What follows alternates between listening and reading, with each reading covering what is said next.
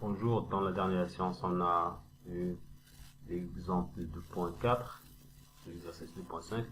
Maintenant, on va voir le théorème 2.6. Alors, soit Xn, une chaîne de Markov homogène telle que les PIJ, sa matrice de transition, et P0, sa loi initiale, c'est-à-dire la loi associée à la variable aléatoire X0. Donc, la probabilité de réalisation de ce chemin, donc la réalisation successive des états I0, I1, I2, I3 jusqu'à IN. Donc, cette probabilité égale à la probabilité que X0 égale à I0. Donc, la probabilité de réalisation de ce chemin là égale à la probabilité que X0 égale I0 fois la probabilité de transition de l'état I0 à l'état I1 et de l'état fois la probabilité de transition de l'état I1 à l'état I2, etc. jusqu'à la probabilité de transition de l'état IN-1 à l'état IN. Donc c'est le produit de transition d'un état à l'autre qui est dessus. La preuve de cette équation, de cette égalité là, donc il y en a la probabilité de chemin I0, I1, I2 jusqu'à IN égale la probabilité que Xn égale à IN, sachant que Xn-1 égale à IN-1 jusqu'à X0 égale à I0 fois la probabilité que Xn-1 égale IN égale à X0. Notez là qu'on a le même chemin là. D'accord? On a juste utilisé le fait que la probabilité de A et B égale à la probabilité de A sachant B fois la probabilité de B. Donc cette probabilité, c'est tout ce qu'on a utilisé là. Alors c'est égal à la probabilité de Xn égale à IN, sachant que Xn-1 égale à IN. On a utilisé le fait que Xn est une chaîne de Markov, donc la réalisation d'un état aux fissures ne dépend que l'état de présent. D'accord? Donc c'est ça ce qu'on a utilisé. Donc on a remplacé cette probabilité là par celui-là. Donc fois la probabilité que Xn-1 égale à In-1 jusqu'à X0 égale à I0. Donc on a ça, c'est exactement la probabilité de transition de l'état In-1 à l'état In. La probabilité de transition de l'état In-1 à l'état In. C'est exactement ça. Fois le reste.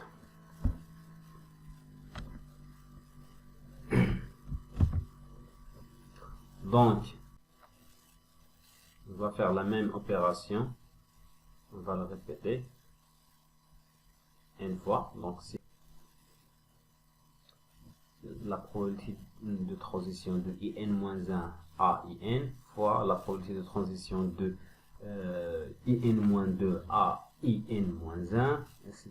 jusqu'à la probabilité de transition de l'état I1 à l'état I2 fois la probabilité que X1 égale à I1 et X0 égale à I0. Donc là, on va remplacer cette probabilité par là.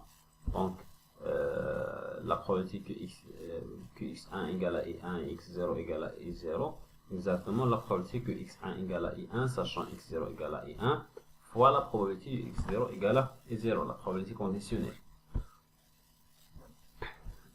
Égale la même, on va pas réécrire tout ça, mais on va remplacer la probabilité de X1 égale à I1 sachant X0 égale à 0 par la probabilité de transition de l'état I0 à l'état I1. Tout ça fois P0 de I0, parce que la probabilité X0 égale à I0, c'est exactement P0 I0. Donc on a obtient l'égalité. Eh bien, on a montré le théorème de point 6. Donc, PNI égale à la probabilité que xn égale à i, quel que soit i n'est pas dans l'espace, etc. La loi de la variable aléatoire xn, c'est-à-dire que le vecteur ligne dont les coordonnées sont les PNI avec i sont des états, c'est la loi associée à la variable aléatoire xn. La probabilité de réalisation de ce chemin à partir d'un état donné est 0, égale exactement la probabilité de transition de l'état I0 à I1 fois la probabilité de transition de I1 à I2, ainsi de suite. La preuve de ça, on a P0, I0 fois la probabilité de ce chemin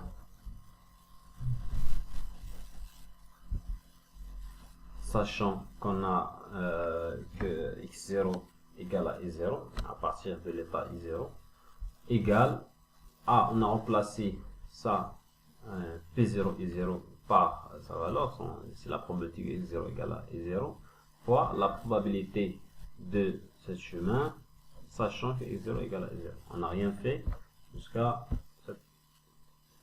Donc l'étape suivante, c'est on a remplacé cette probabilité conditionnelle là par la probabilité que xn égale à in jusqu'à x1 égale à i1, x0 égale à e0.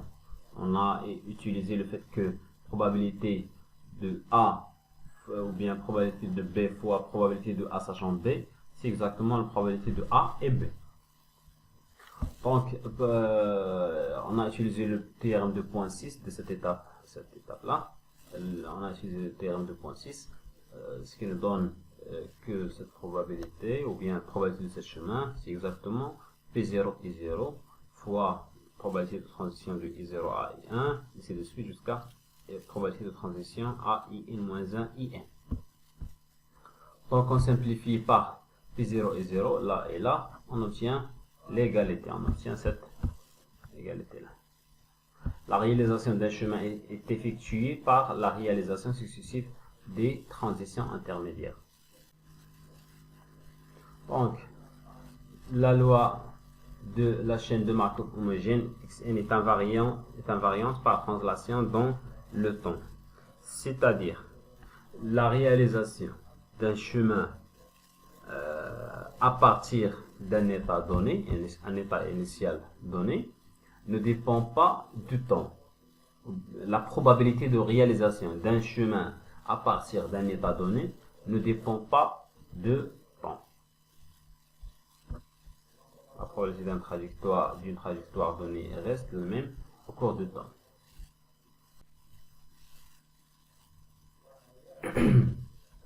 Là, on considère la chaîne de Markov dans la matrice de transition est la suivante, cette matrice-là.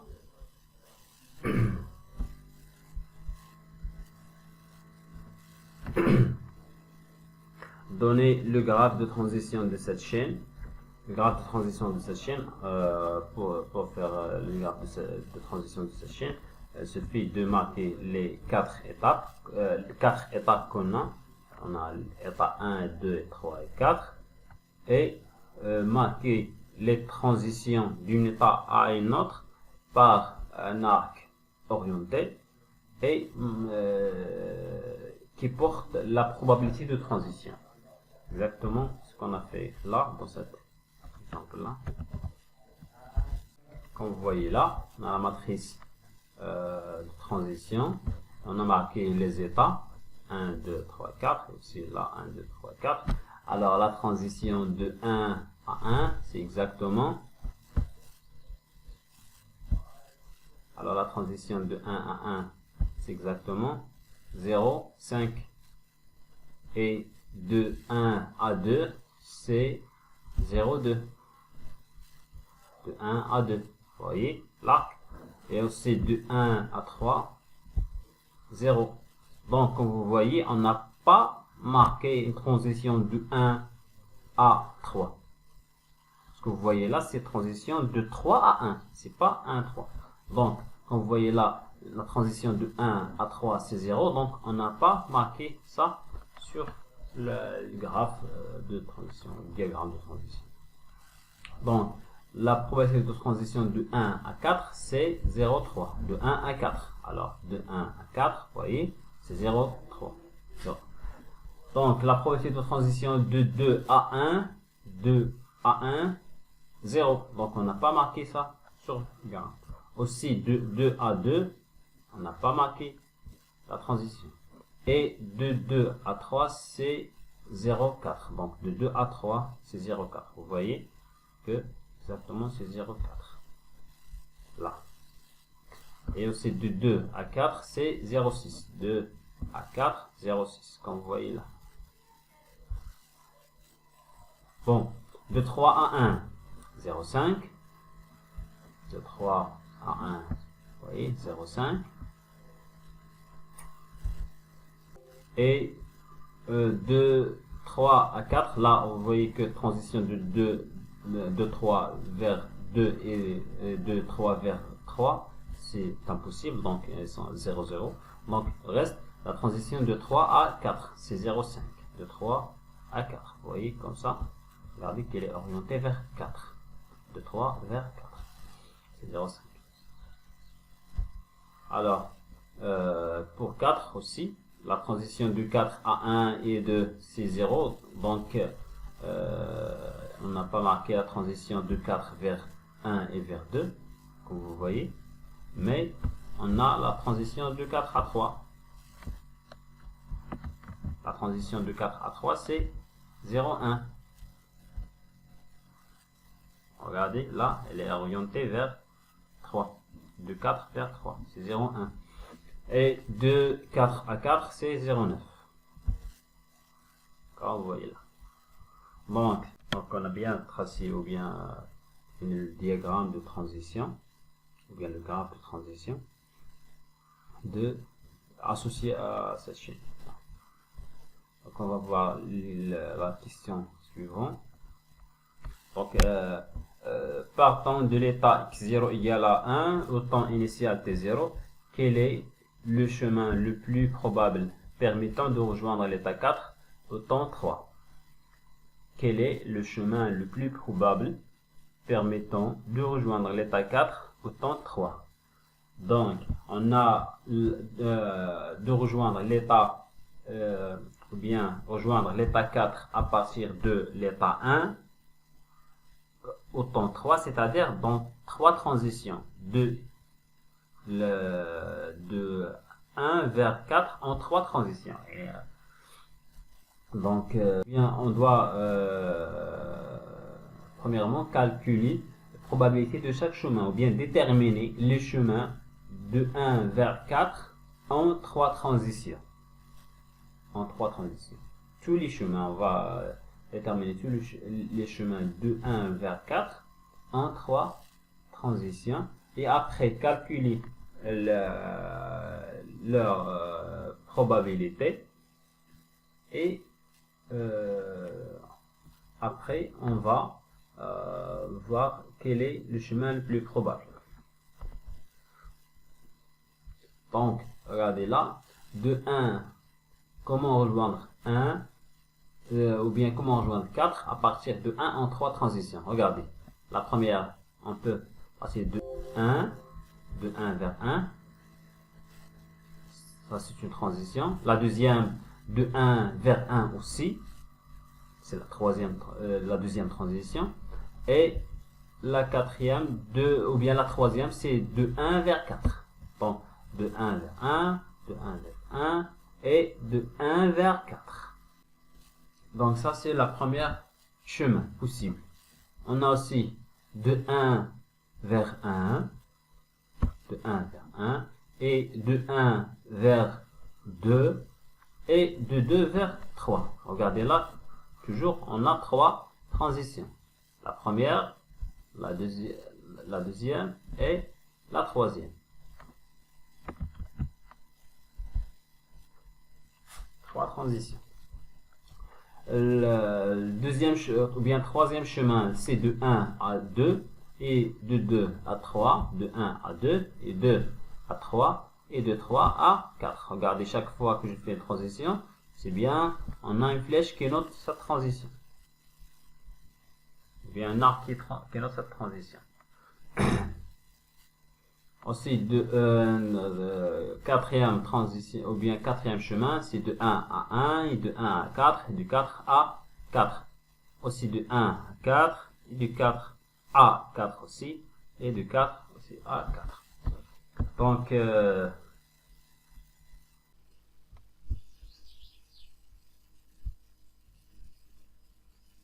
comme vous voyez là, c'est l'ensemble des chemins possibles de rejoindre l'état 4 à partir de l'état 1. Donc, on a 7 chemins. Chemin 1 et 2, 3 et 4 et 5 et 6 et 7. Donc, on a 7 chemins de rejoindre l'état 4 à partir de l'état 1 en 3 transitions. Donc, il faut, comme je vous dis déjà, il faut calculer la probabilité de chaque chemin, de réalisation de chaque chemin, et après, on va dire quel est le plus probable. Donc, en général, la probabilité d'un chemin en 3 transitions, c'est-à-dire que x0 égale à i0, à x1 égale à i1, et x2 égale à i2, x3 égale à 3, égale à la probabilité de x0 égale à i0 fois la probabilité de transition de i0 à i1 fois la probabilité de transition de i1 à i2 fois la probabilité de transition de i2 à i3. Comme vous voyez là. Là, on suppose que la probabilité que x0 égale à 1 égale 1. Pourquoi? Parce que dans la plupart des cas, on sait déjà l'état initial. C'est quoi l'état initial? D'accord? Donc, on suppose là que la probabilité que x0 égale à 1 égale à 1.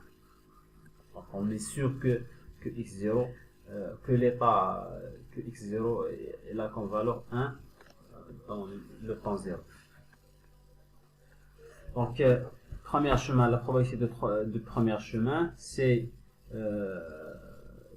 1. Donc, c'est P, la probabilité x0 égale à i0. Donc, c'est probabilité que x0 égale à 1. Donc, c'est 1 fois 0 fois 5. C'est quoi 0 fois 5? C'est juste la probabilité de transition de 1 à 1. Probabilité de transition de 1 à 1. C'est 0,5 fois la probabilité de transition de 1 à 1.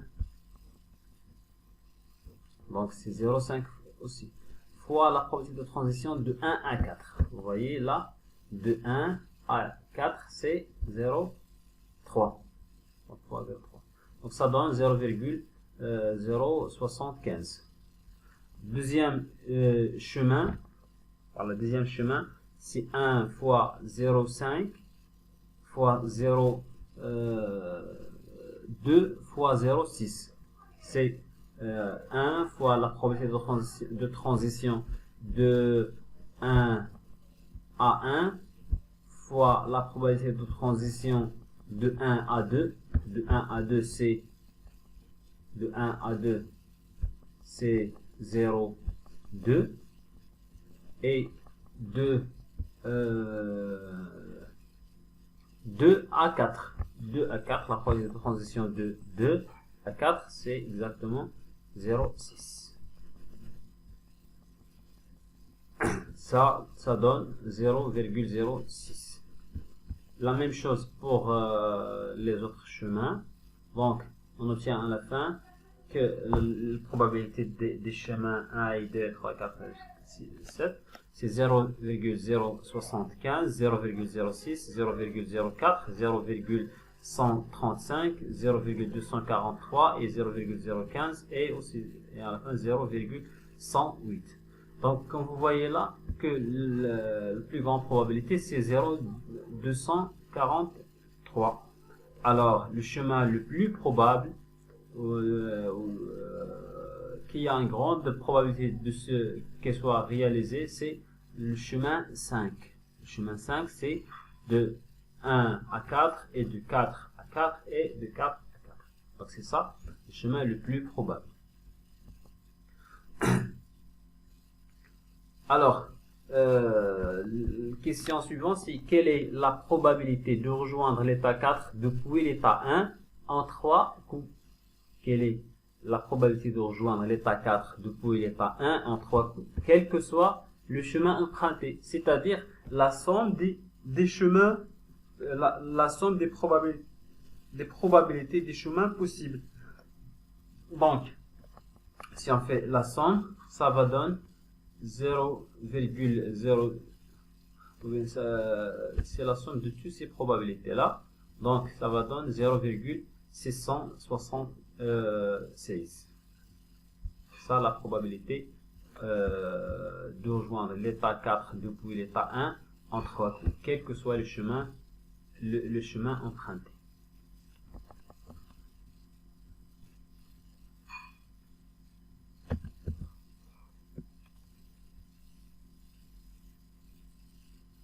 Donc là, c'est théorème de Kolmogorov. Ce théorème-là décrit transition d'un état à un autre en n pas, ou bien en n coups. Donc, on considère la chaîne de Markov Xn homogène d'espace d'état E dans la matrice de transition P, notant par PIJ indexé par n, la probabilité de rejoindre l'état J à partir de l'état I en n transitions. C'est ça exactement ce que décrit PIJ indexé par n. Il faut faire attention là, c'est que il faut faire attention là, c'est cet indice-là, elle note pas puissance. C'est pas une puissance de PIJ. C'est juste un indice. Elle nous indique que PIJ, c'est bien la probabilité de rejoindre l'état J à partir de l'état I en n transitions. D'accord? Ce qu'il faut savoir là, exactement, c'est que la matrice P, la matrice de transition P, à la puissance n, elle contient les PIJN. C'est-à-dire, si on cherche la probabilité de transition de l'état I à l'état J en n transitions, il faut calculer la matrice de transition à la puissance n et tirer cette probabilité à partir de cette matrice.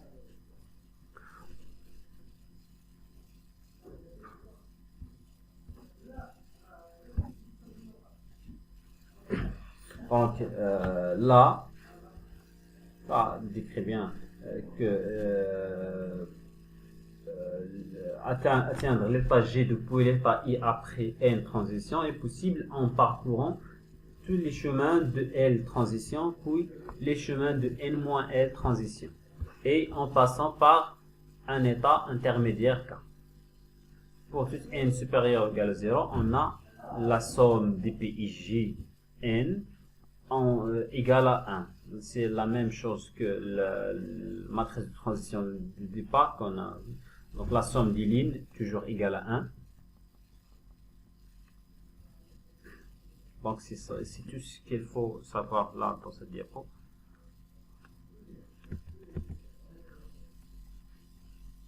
Donc là on va reprendre l'exemple précédent, cet exemple, mais autrement, en utilisant le Kolmogorov. Donc, quelle est la probabilité de rejoindre l'état 4 depuis l'état 1 en 3? Donc, quelle est la probabilité de rejoindre l'état 4 depuis l'état 1 en 3 coups, quel que soit le chemin emprunté? Donc, il faut premièrement regarder là. On a dit en 3 coups. Donc, il faut calculer la matrice de transition à la puissance 3. Il faut calculer la matrice de transition à la puissance 3. Après, qu'est-ce qu'on cherche? On cherche rejoindre l'état 4 depuis l'état 1. Rejoindre l'état 4 depuis l'état 1. Donc, de 1, transition de 1 à 4. Transition de 1 à 4. Donc, l'état 1 vers l'état 4.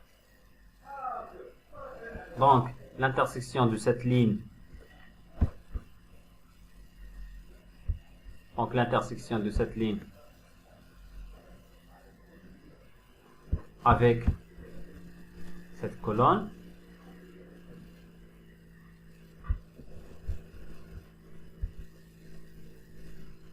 c'est exactement 0,676. Ce qu'on a trouvé déjà. Donc, le théorème de point 11, soit Xn, ou bien Xp une chaîne de Markov homogène, d'espace d'état E tel que P sa matrice de transition, et que Pn sa loi de probabilité. Alors, Pn égale P0 fois P, bien la matrice de transition à la puissance N. Donc, pour éclairer ce théorème de point 11, je vous donne un exemple là. Regardez là, soit Xn, chaîne de Markov homogène, l'espace d'état E qui contient deux états, 0 et 1, et la matrice de transition. P égale 0, 2, 0,8, 0,6, 0,4. On suppose que P0, c'est la loi associée à X0, 0,7, 0,3. Donc toujours, notez bien que loi associée à une chaîne de Markov, c'est exactement une vector ligne qui a comme coordonnées les probabilités des états. Probabilité de réalisation de chaque état. Alors, donc la loi associée à X1, c'est P1 qui est égal. La loi associée à X1, c'est exactement P1 qui est égal à P0 fois la matrice de transition. Regardez là, 1, P à la puissance 1. Donc ça égale exactement, si on fait le calcul, on trouve exactement 0,32 et 0,68. La loi associée à X2, P2, égale à P0 fois la matrice de transition à la puissance 2. La matrice de transition à la puissance 2. Notez là, 2, 2. Donc ça nous donne 0,472 et 0,528. De même, la loi associée à le variable aléatoire x3 égale à P0 fois la matrice de transition à la puissance 3. Notez là 3 et 3. Donc ça c'est égal 0,4112, 0,5888.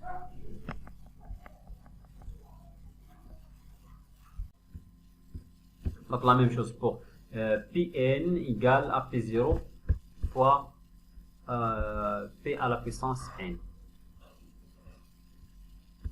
Donc récursivement on peut tirer cette égalité là, c'est que Pn plus 1 égale à Pn fois P. La loi associée à n plus 1, c'est exactement la loi associée à Xn fois la matrice de transition. Donc on va s'arrêter là, à la prochaine, Inch'Allah.